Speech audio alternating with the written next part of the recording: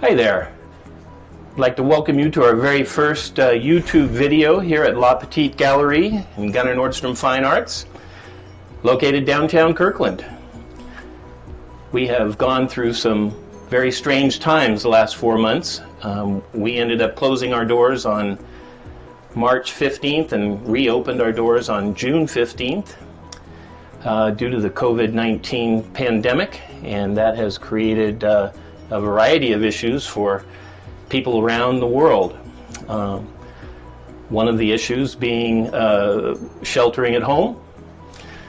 A lot of people still working at home today, and that brings us up to a very timely exhibit. This is our first exhibit since February, and it's called Welcome to the Neighborhood. We're going to be showcasing two artists, Brad Caplis and Mark Skullerud. Both do architectural images, houses, neighborhoods, scenes that are pleasing and enjoyable, and should be a very nice exhibit that will bring a little bit of comfort to our lives.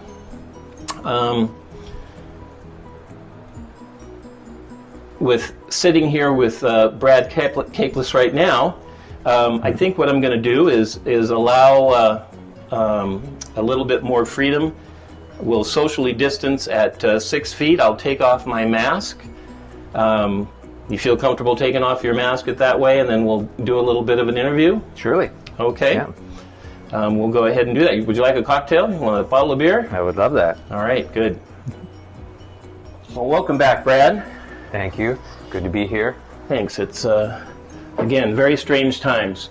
What I was saying earlier was that changes come to in a variety of ways. Being able to share your artwork via YouTube when people can't come in. I can only have 4 people in the gallery at the time right now. Yeah. You've got to wear a mask to be here. It makes it very difficult. And so I think this will be a great way to be able to showcase your work. We're also going to go to a 2-month exhibit schedule, and every 2 months we will have 2 artists during that period as well. Yeah. And it'll allow people to have a little more comfort in coming in. Maybe they'll see these YouTube videos as informative and interesting.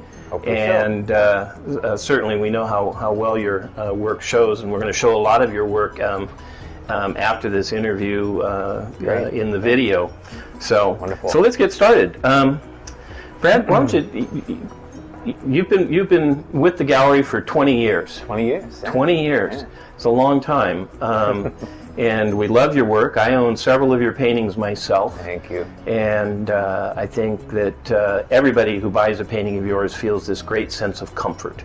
They feel at home. They're happy. They're just someplace they want to be. Yeah. They're just terrific, whether it's a picnic or a lake scene or a vacation home.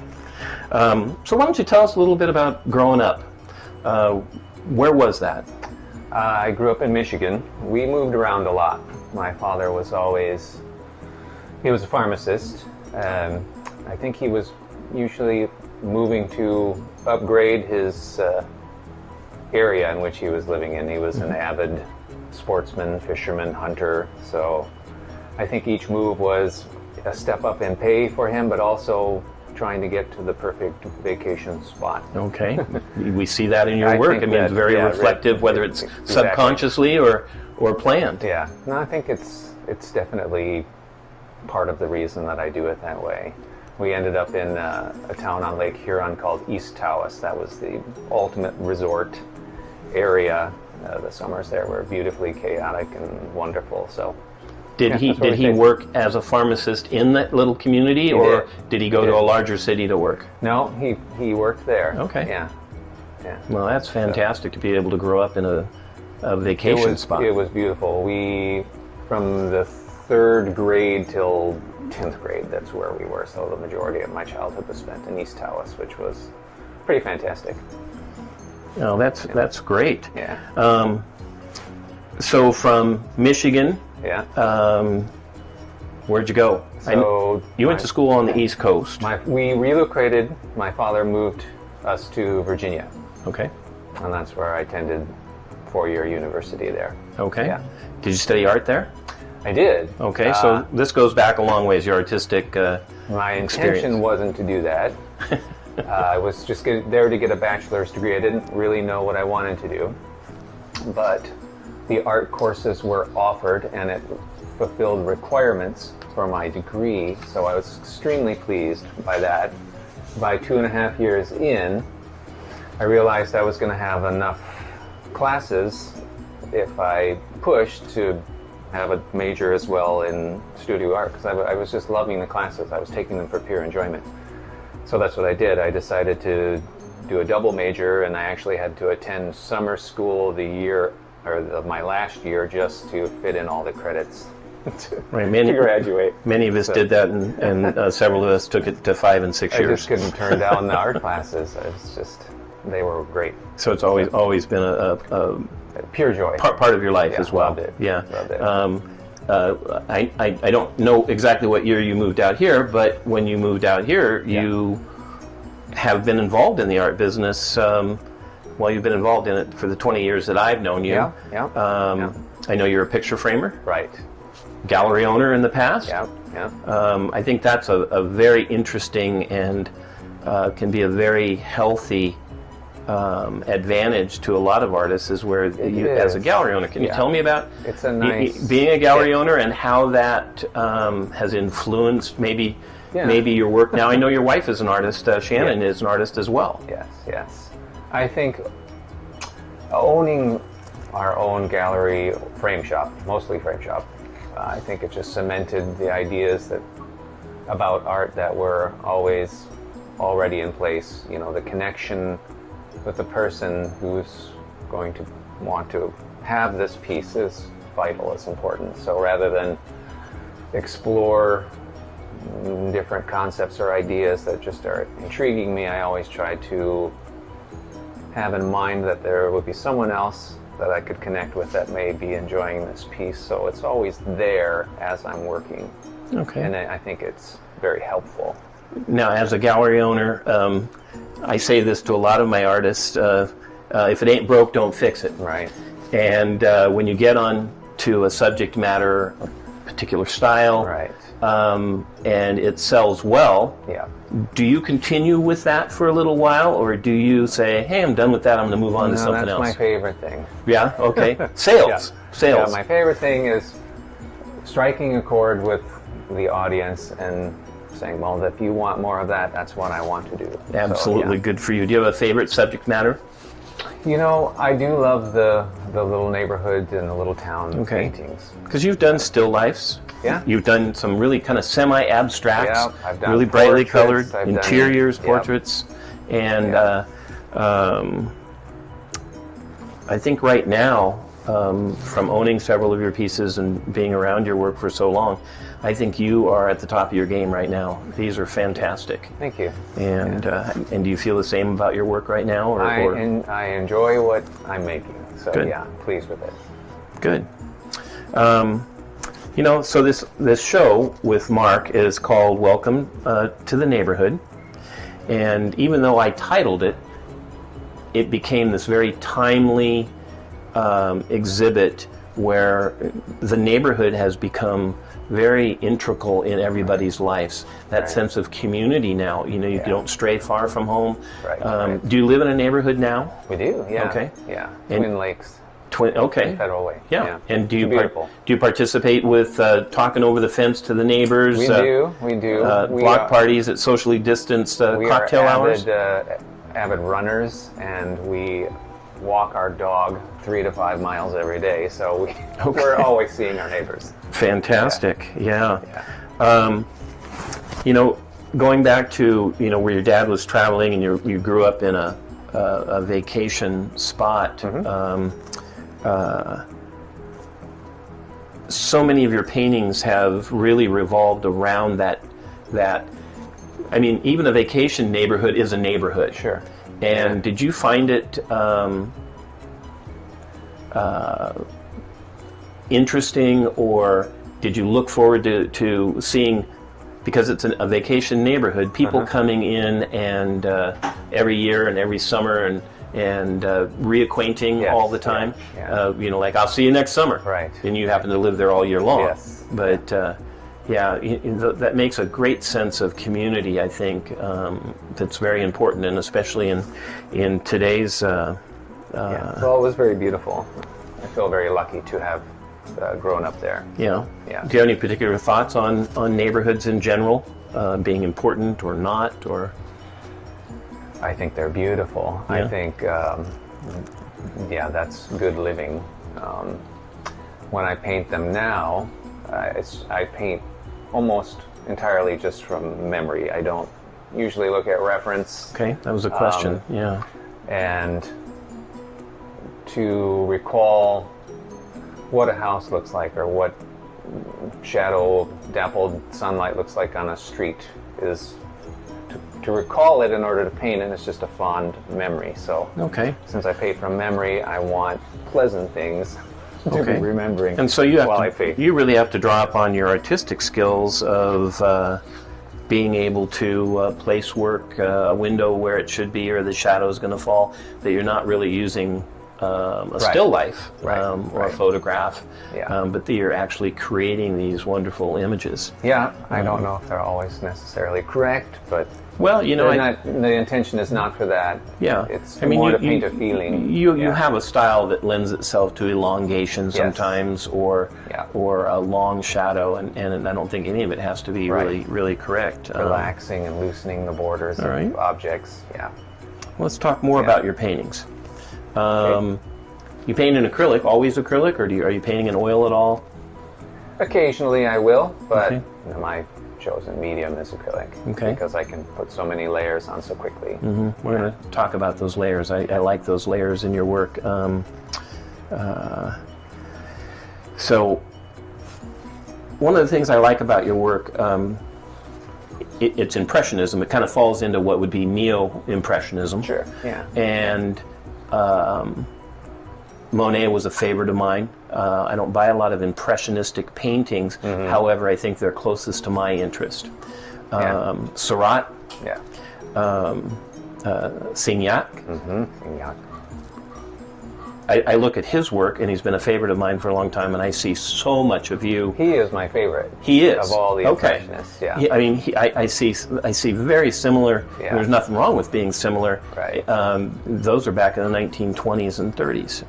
I appreciate his luminosity, but also the bolder colors usually in his work as opposed to some of the other impressionists, which became more hazy and combined colors became less intense. In that neo-impressionism, where Seurat really developed, everybody knows Seurat as a pointillist, taking dots and placing these colors. Right.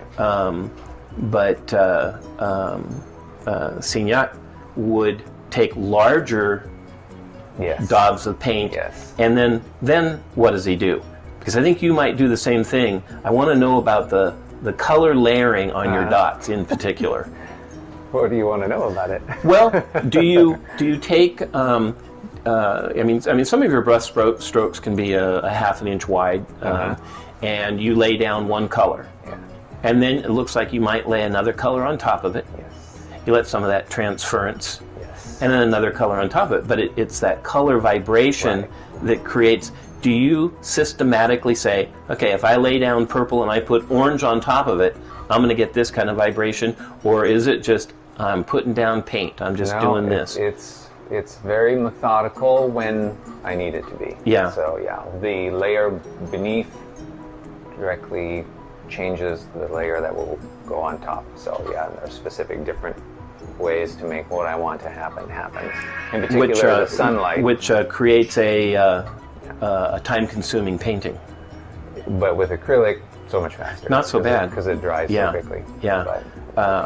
The paintings that I have at home of yours really show, and I have one above my sofa, and it's kind of a sofa-sized painting. Yeah.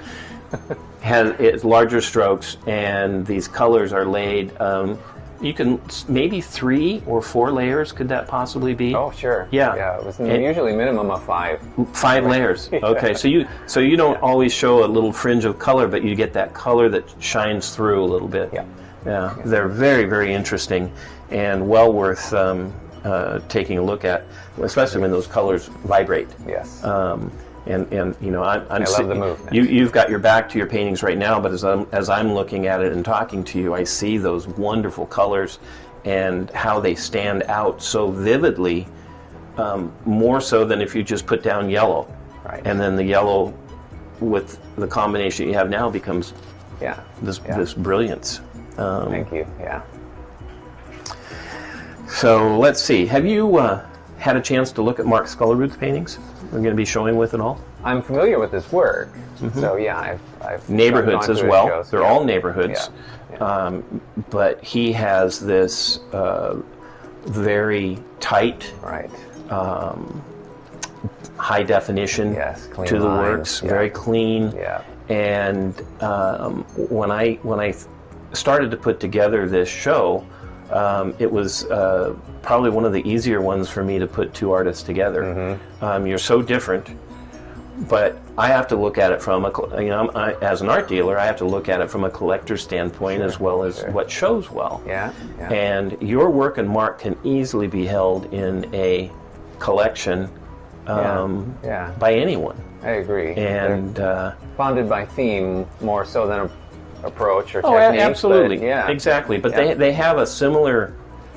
You might have a little more happier feeling than his. Yeah. However, his don't lead you down a dark path at all. I mean, they're marvelous. They're intriguing and quite wonderful. Yeah, I love that. Anything else you want to add to your work here before we finish up our first YouTube video? I'm excited to be the first. Yeah, we will. I'm sure we'll get better. But why don't you tell me just a little bit about Shannon's work before we close here? Sure. Sure. We've shown Shannon's work as a single artist, and then we've shown you and Shannon together. Yeah. Yeah. And she's an abstract painter primarily. Primarily, yes. Yeah, and that was mostly at my suggestion because I think she's a marvelous colorist. She is amazing with color, and so she's helped me a lot in the past. And so I said, this is your true strong suit. The way you push paint around and the colors that you combine together are just fantastic. So why don't you give that a try? And she really took to it and enjoyed it, and I just think they're marvelous. So she likes to paint big. Yeah, she does. And she likes to paint with a lot of movement. Yeah. So they have a very watery feel to them, as if they're images of a stream in the ones that we've shown. One more question involving Shannon. I know that you guys have collaborated on some works together. Yeah. Do you come up with the Shabra name, the Shannon and Brad name, and what kind of works are those? So usually when we make paintings together, she's doing her abstraction, and then I'm putting in some tightened, more realistic depiction to fit in there. So yeah, they're quite lovely. All right. Yeah. Well, thank you. Well, thank you for your time today. Thank you for being our first I loved it. interviewee. I'm glad to be. I look forward to talking to Mark tomorrow, and we will have this up and ready and try to intrigue a bunch of people to come and see the show. Please do. Please All right. come. Yeah.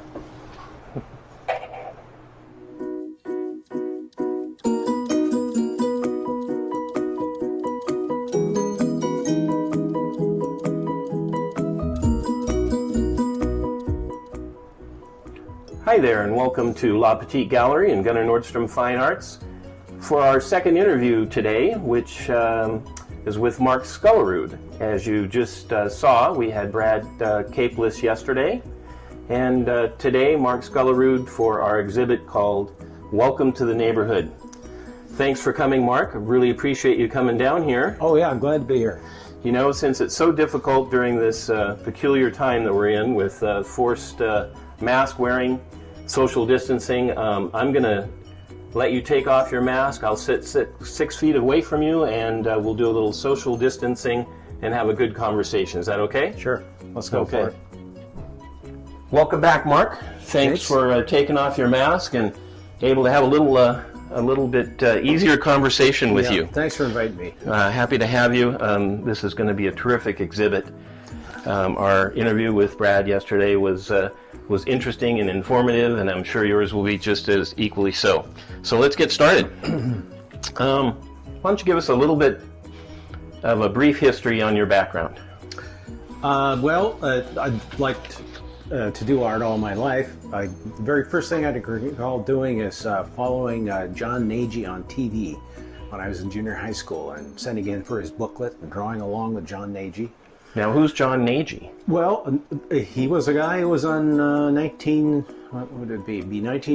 TV, and he had art lessons on television. Okay. Was that a Seattle show, or was that a national? I think he was it was national. Okay. Yeah, but it was fun, and he had a step-by-step thing, and I did that, and then later my parents paid for a junior high school girl down the block to teach me stuff, and my junior high school teacher would run around Seattle after school on a bicycle, and a bunch of us followed him and did plein air painting, and then I did art courses in college and so on. Okay, where'd you go to school?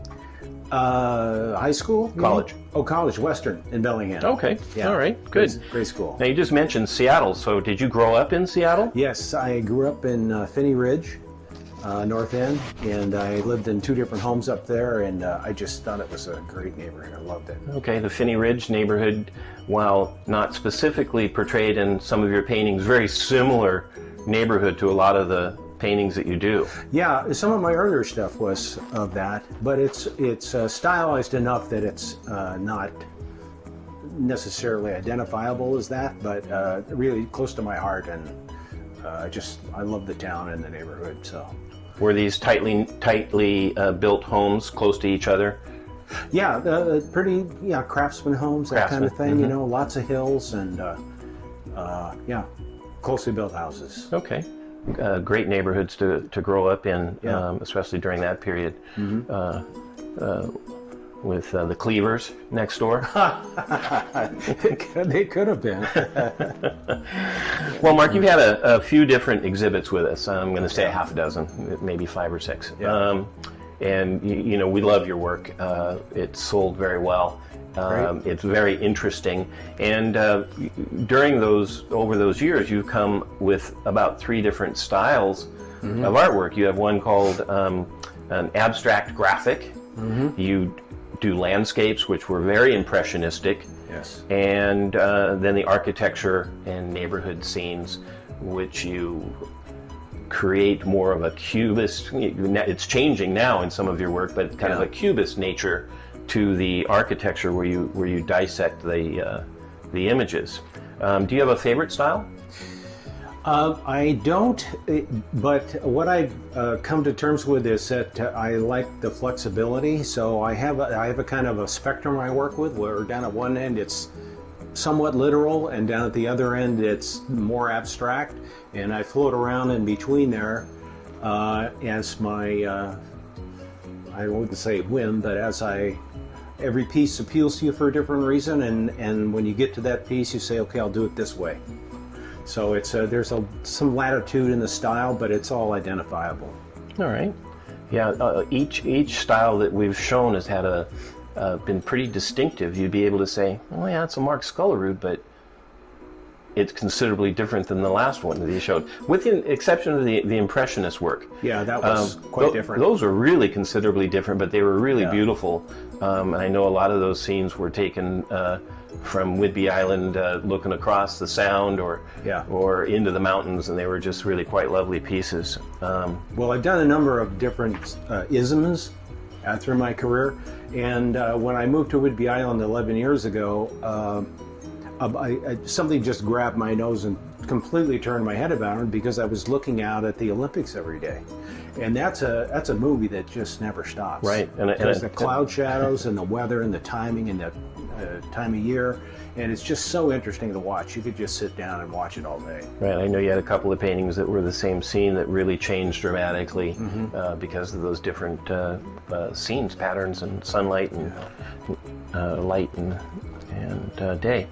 So you've been involved in the art business for a long time. but not necessarily as a painter full-time. Did painting come after you retired from what really was a kind of an art career, or have you been painting your entire adult life? I've been painting my entire adult life. It's just that when I started out, it was architectural stuff, and it was very exacting and precise, and I learned quite a bit there. And then, but I'd come home, and when I got off work, I'd go home and paint till I went to bed. So Okay. I've been painting for 42 years now. Yeah. Gosh, now that you're only 52, that's fabulous. Yeah. You'd mentioned Teague as an employer for a number of years. How did that fine-tune your style? Did it tighten up your style? Because they're a pretty precise company in a sense. You might tell us a little bit exactly what Teague does. Yeah, that was my first professional job in '78, and I got hired on as an illustrator. And back then, this was pre-computer, so Teague is the oldest continuous industrial design company ever, anywhere. And from the very beginning, they did the industrial design and the interior design for the Boeing jets. So way back to their first jet, Teague was there. My office was dedicated to the big airplanes, and at that time we had fabric designers and carpet designers and graphic designers and all kinds of designers, and an airline would come to Boeing and say, we want so many airplanes, and then they would turn to Teague and say, do some proposals for what the interior should look like. And the designers would come up with fabrics and carpet and other graphics. And as an illustrator, what they would do was say we would get the fabric samples and we would pull the individual threads out and color mix paint to match the threads in the fabric. Oh my. And the same in the carpet. And so that we could give them as an exact approximation of what this thing would look like when it was finally built. And then we'd use just very old methods and tried and true methods of building perspectives. We didn't have any computerized method of doing this, so we'd do it by hand using plans and elevations, and then we'd populate it with seats. Remember, this is not a square thing, this is a curved thing. And then we'd have to wrap the patterns around the seats in perspective and then paint the patterns. So we'd end up handing this off to the customer, and then they could make a reasonable choice about which design proposal they like. So very precise. Oh, yeah. I mean, you didn't have computers to work with. In a sense, it was almost like colored drafting. I Okay. mean, it was very rigid and strict and disciplined, and I got on there, I was totally over my head. Everybody there was so much better than I was. And but I scrambled, and I give Teague a lot of credit for having the patience to keep me on, and I finally got up to speed on it. Okay. But it's an art form whose time has passed, I guess. Yeah. Now, can you remember back to the types of paintings you were doing as you started to enter Teague to the types of paintings that you did after you left Teague? My point being, did that really precise nature, because it was extremely precise of what you were doing, whether it would be drafting or it would be drawing or pulling thread samples out. Did it change? Well, I didn't really get into, I don't want to be misleading, I didn't really get into painting in the evenings until I left Teague. Okay. And then I had very long days. And the first thing I did when I got out of there was science fiction. I'd always been interested in that, and the speculative part of it, and look at this wonderful solar system we've got. We're discovering all these moons, and the whole idea of what the future would be like. I've always been interested in that. Okay. So I did science fiction art at that point. We didn't get into this with Brad yesterday, but bringing up part of his childhood, Brad had these youthful images of flying saucers landing in his backyard, and as he became an adult, I wish he'd shared this actually, as he became an adult, he added some of those images into his paintings. And it's funny how we go back to that. Have you used any science fiction in any of your paintings? Nothing recent. Nothing recent. But something along that line. I was a big fan of Ray Bradbury as I was growing up, and I sent him a letter once and said, "Gee, thanks for all the stuff you've done." And he wrote me back, which was really cool. And then years later, I sent him a print of a science fiction painting I'd done, and he phoned me. Oh, be darned. Yeah, it was right out of the blue. It was just great. That's great.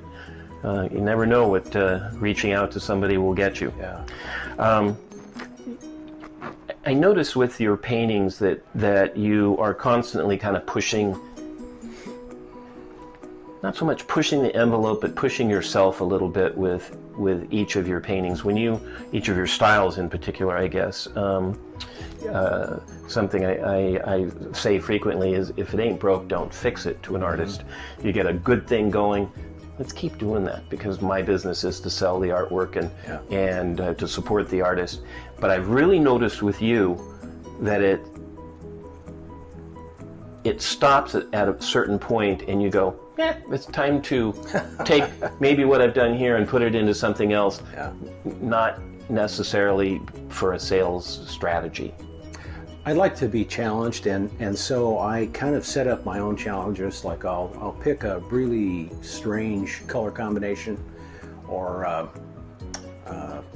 difficult subject or something, but I set these, I won't call them roadblocks, but I set these limitations up as a challenge to see if I can work around them, and that's, I think, maybe what you're referring to. Because I don't want, I got to be interested. You got to have a little fire about what you're doing, and if you're doing the same thing over and over again, you lose that. I lose it anyway. I know. So I can't paint the same painting over and over again. I know we've had customers come back and says, "Oh, we sure love to have that painting that sold. Can he do one similar to us?" And I know I already know what the answer will be. How do you feel about where your paintings are right now today? Oh, I'm excited. I'm a lucky guy. Yeah. You know, I get to do what I want to do all day. Yeah, but how do you feel about the level of your work right today? Oh, I think I can continue to get better, and I think that's because I try to push myself to do new things, and to make to tackle difficult things. You know, the nighttime scene that's right behind you that everyone can see except you is a new direction for you of doing these nighttime scenes. Yes, that is. Probably my favorite painting I have to look to see which one. That you have done. Yeah. I find it really interesting, one that has a nighttime feel to it, and these little pops of the street lights that shine, the lights in the window. You kind of wonder what's going on in each one of those houses. I had a customer wonder out loud about night lighting, and I've always been interested in that. I used to sometimes, when I was on a side street, I'd turn off my car lights, drive down the street with the car lights off just to see the lighting. But this is fairly literal structurally, based on a real view from Magnolia looking over toward Queen Anne. But what I had to work from was a daytime photo. So I had to figure out all the lighting in it. In the daytime, you have light from one source. So here, 30 maybe, right, and then the light dies off pretty quickly from the light source because it's not as powerful as the sun, and then there's all the colors of light, and then the angles where some light is under an eave and some light is over an eave. So it was pretty challenging to work that all out. One of the things Brad was saying about his work was that he makes up most of the images just based on past experiences, places he's been, or totally fictitious of these neighborhoods and the houses. He elongates the buildings, where I know that you use specific neighborhoods, but do you take that artistic liberty and go back and start, like with the nighttime scene where you have to completely make up the coloring? Do you change a house structure? Do you change a street curve or a pattern in your work to make it more artistically suited? Well, this is more in keeping with an actual scene than I'm used to. But like I say, I work along that spectrum. So I've done, like some paintings I did at Finney Ridge are very abstract, and I'm going for the flavor, really. A feeling of flavor that gives you, I've done some fairly abstract stuff, and people will recognize it. They'll say, "Oh yeah, I know where that is." But if you took a photo next to it, it wouldn't look like it. But if you get the flavor right, that's what I'm headed for. Right. Well, that's terrific. I'm going to offer you a quote that you once said. It says, "Abstraction addresses a need for spiritual nourishment by expressing the complexity of being alive as a non-physical force in a physical body." Can you expound on that a little bit for me? I pulled that out of one of your quotes. Yeah, I'm starting to regret that. I've thought about that quite a bit, and the difficulty is that the abstract work has the virtue of being able to express things that don't lend themselves to words. And so I was trying to think of what I would say to you if you asked me that question, and it's pretty difficult because it is a wordless thing you're creating.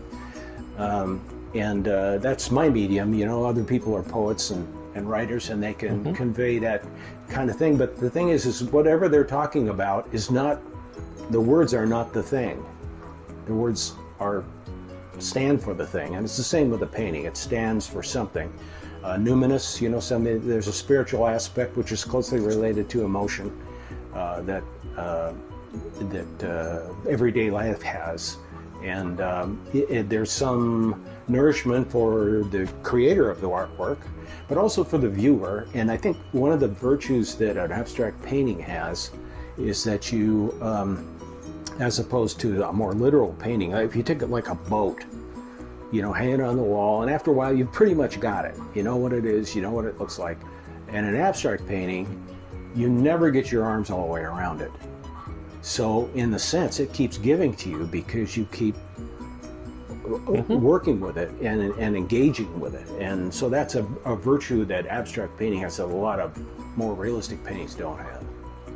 Very good. I'll accept that. I wanted to challenge you on that question, so you did a great job. Thank you. This exhibit is called Welcome to the Neighborhood.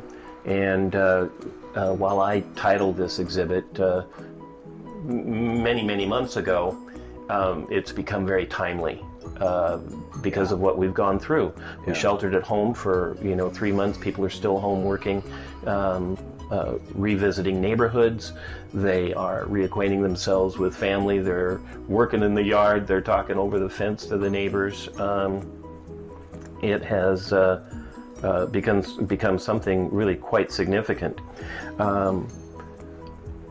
Did you do a painting in particular, maybe one of your last paintings that related to the pandemic or this particular situation that we are in? Can you tell us a little bit about that?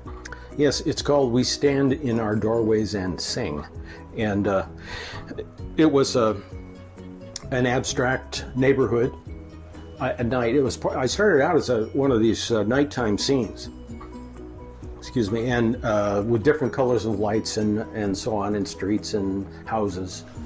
And then the COVID business happened, and I read about the Greeks and the Italians and maybe even the French would, at night at a certain time, stand in their balconies and applaud and sing a signal of their appreciation to the healthcare workers that were sacrificing themselves. So I was not through this painting, so I took this painting and I opened half the doorways in these buildings, and I put people in there. They're silhouetted for the most part. And then to follow up on this almost contradiction that we're in this together and yet we're all separated. It's a kind of an odd balance, so half the doorways are open with people in them, and the other half are closed to recognize the people who passed away. Oh, very interesting. I find it fascinating that you started a particular painting and then world events changed your direction. Maybe not your direction in the painting, but definitely some of the subject matter in the painting. Yeah. I think that's very thoughtful and makes that painting pretty significant, and it's a painting that we used on the postcard that I like very, very much. Yeah. Do you live in a neighborhood? Yeah. I know you live on a big old island. Yeah, I live on Whidbey Island, but it's a rural neighborhood. There's like 200 houses or something in it. Okay. It's funny, when we moved there, I made a list of things I wanted, and I'd always thought it'd be fun to live in a 5-acre plot, with No neighbors. lots of room, without neighbors. And the more I thought about it, the more I realized that, I like having neighbors. I like knowing the people around me. And so I've lived in neighborhoods all my life and enjoyed everyone. Mm-hmm. I lived in Bellingham and Burien and Seattle and Whidbey Island and just all around Puget Sound. And all with a fence or a neighbor next door that you could get to know. And Yeah. Do you do any, in today's particular, the COVID-19 situation where we're keeping social distancing, are you gathering in the neighborhood at all, having a cocktail party or people in the driveway? Are you doing anything significant at all? I am not. My wife is, I'm on the list of people who should not get near this disease. But my wife walks around the neighborhood with friends, and they all keep their distance. Okay. And in fact, she sells flowers out in front of our house. She's an amazing gardener, and she has a voluntary flower cart out in front out of the house. And people take stuff and leave money. Yeah. What a nice we exchange. We don't have any gatherings. Yeah. We do Zoom meetings. And Yeah. stuff. Okay. A lot of your paintings are from the Seattle area, as we've gone through. I think there's been a few of Whidbey Island as well. Do you have any plans of doing other locations, expanding that a little bit? Kirkland in particular, Redmond, Bellevue? Well, yeah, I do. Okay. I haven't. I will do something at Kirkland. I haven't yet, but I'm working on an old theater in Port Townsend. Okay. 3-story old wooden thing, 1897, I believe it was built. Mm-hmm. And they're doing a Fund Me campaign, to restore it. But it just is such an interesting little old theater, and it's up the hill from Water Street. It's called the Uptown Theater, and so I'm working on that right now. Just an interesting piece of old architecture. Now, we have a study for that. Yes. Now, as you do a study for each one of these little paintings, it's an 8x10 study for the larger works. So we do have a study of that in this exhibit, don't we? And that's also part of this night lighting series that I'm working on. So I took a daytime photo and used that as a basis for it, but I had to create my own lighting in it. Okay, great. Let's go back a ways. Okay. You were a member of the Dharmic Engineers. Yeah. What the heck were the Dharmic Engineers? Can you tell me a little bit about that? That was a group I ran into. I was selling art at science fiction conventions years ago. Okay. And I ran into the 3 guys who were the major players in that, who originated at Ray Pelly and Milo Duke and Rob Schouten. Ray Pelly shows here at your gallery. Milo we have shown also in the past. Okay. And then I even had one of Rob's paintings at one time or another. Yeah, Rob's got his own gallery in Langley. Now. Yeah, Mm-hmm. and he does really well. He's quite an artist. He needs more hairs in his paintbrush, I think. He's tight. He paints very detailed stuff, but that's wonderful. And so anyway, we decided we'd do some stuff together, and it's the only art group I've ever joined. And we worked together maybe a year, a little more than that, and showed at different places. But the Dharmic Engineers was basically about East meets West, and so a lot of kind of literal, scientific, fact-based Western stuff comes up with the more loosey-goosey kind of Eastern stuff. Mm-hmm. And that's spawned all kinds of images about religious kind of connotations and mythology and things like that. Were these collaborative works?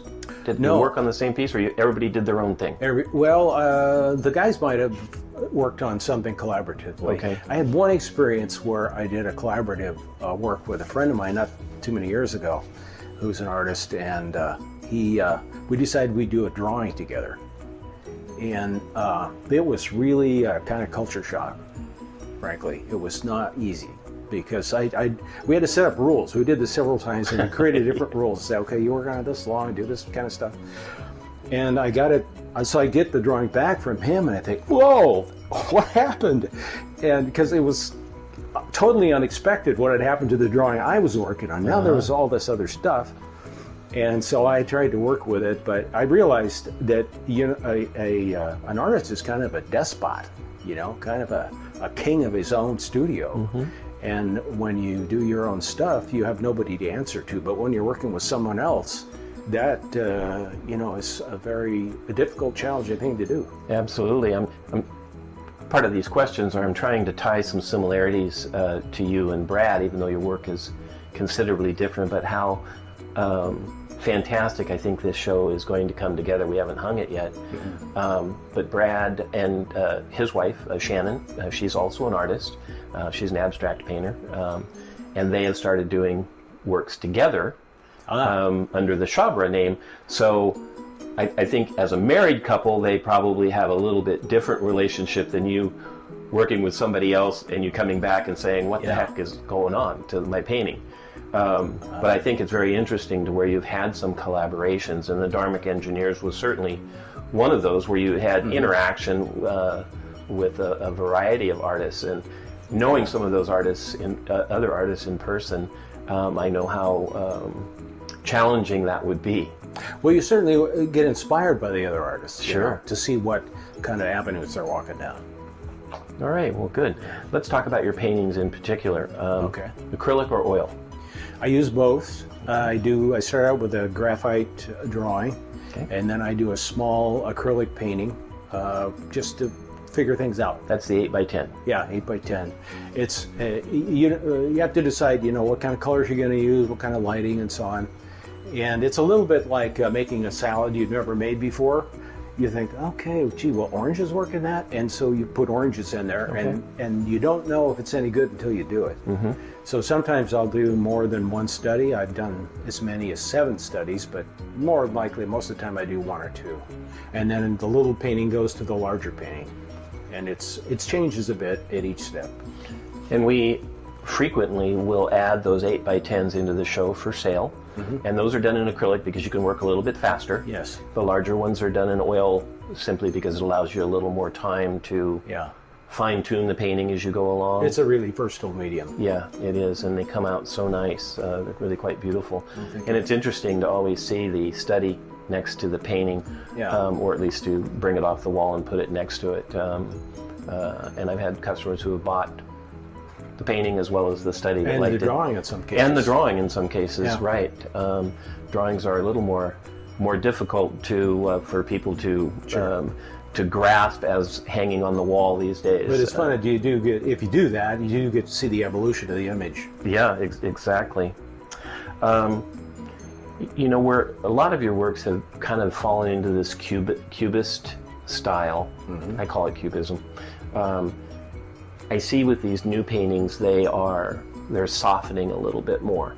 They're not quite as angular, and not that you're not doing those, but I see with the new ones, they are just a little more natural than the cubist. But I want to know, how did you go when you started doing the cubist style? How did you go about dissecting those images to break them up? Well, I have a short and a long answer to that, but a lot of the artwork I do starts with an idea. I'm looking at something, or I think of it, or I have a photo, and a lot of the artwork I have starts with nothing. So the nothing part is kind of interesting. I worked with abstract art for 2 years before I did anything I thought I could show anybody. And so I went away from it for about 9 months and did some writing and other things and came back to it. I developed a method for creating an abstract composition. So briefly what it is, it's pencil, scribbles on a page, fill the scribbles in randomly, keep turning the page, filling in, and eventually you get a lot of graphite on the page. And so it starts to suggest things to you. Faces in Clouds is a good example. Rorschach test, that kind of thing. And so you put a title down, you turn the page again, fill in some more, put another title down, and eventually you reach a point where you say, okay, I like this interpretation best. You stay with it, and you define it a bit more, and that's where the abstract graphic thing comes in. Exactly. So it's a process where it's a process of discovery. You don't start with an idea or a picture or a thing. You start with nothing, and you discover what's on the page. That's about half the artwork. The rest of it I do from an existing image or a thing. Very, very. Does that answer your question? It does. That's very good. Thank you. Your paintings are pretty exact.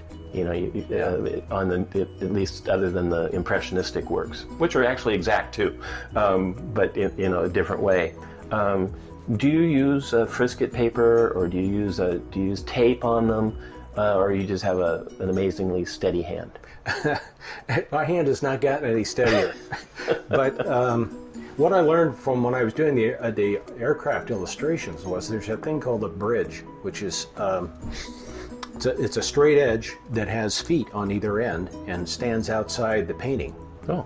So you rest your arm on it like a pawl, I think it's called. Yeah, sign painters used to use that quite a bit. Yeah, but it not only supports your hand, it gives you an edge to draw a brush along. So I can get very sharp edges, straight edges, by drawing it along the edge of the bridge. So that's where, and sometimes I'll use tape.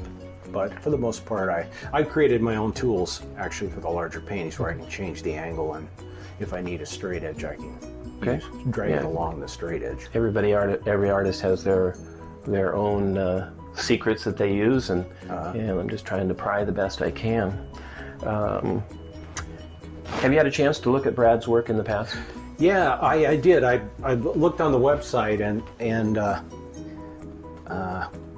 the one it makes me smile. The one I like best was called Dream Spot. Do you recall that one? I do. Yeah, it's a very tall hill with a trailer on top. And you can't help but smile when you look at it, because there's no room for any other trailer up there. It's the whole hill, and he's got this wonderful stylized surrounding in it. Right. And then he does a lot of settings. His artwork it invites you in. It's very inviting. It's just come on in and sit down and enjoy this. Absolutely. And so I do. And and I mean this in a good way. It's like putting on an old pair of shoes. It's very comfortable, and it feels like you belong there. And so I'm attracted to that. Yeah, I think that's one of the things that drew me to both you and Brad for putting together this show, is that it does invite you in. That invites me down that road into a neighborhood that I've been.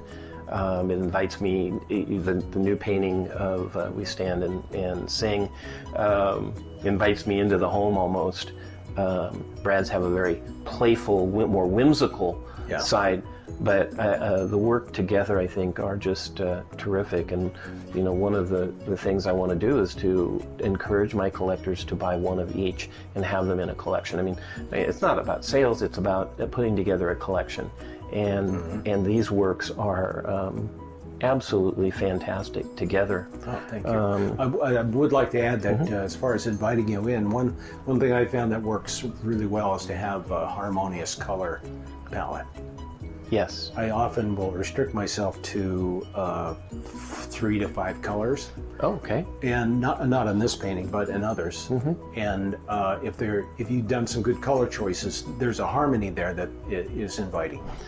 One of the things I like about your paintings, when I would take I'll frequently take a close-up picture, and I'll take just a section of a neighborhood that shows the street going up another street, and then the houses, and that's all you see. And the color palette there it's so soft and so nice. It's not monochromatic in any way, but they all have a very similar intensity, and it just goes so well together. I love those little close-ups that we do. So is there anything else you'd like to say about your work, about the show in general, about COVID-19, about life other than politics?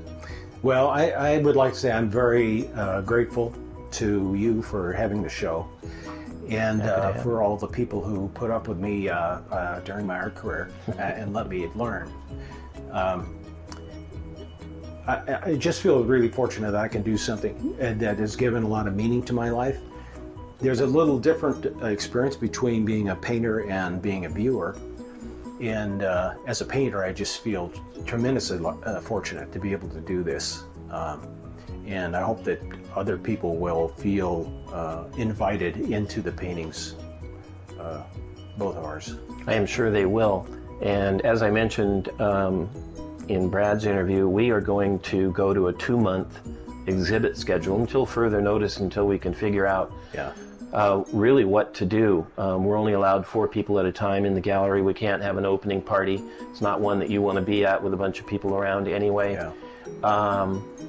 And so 2 months should give some comfort to people to come in. We have some older paintings here as well that we'll put up when we sell them, and it'll give a chance to always have a full wall and available work, and this goes through September 9th. So Mark, thank you very much for coming out today. Appreciate the drive and the ferry ride down from Whidbey, and we look forward to seeing your work up on the wall in the next day or so. Great. Thank you, Connor.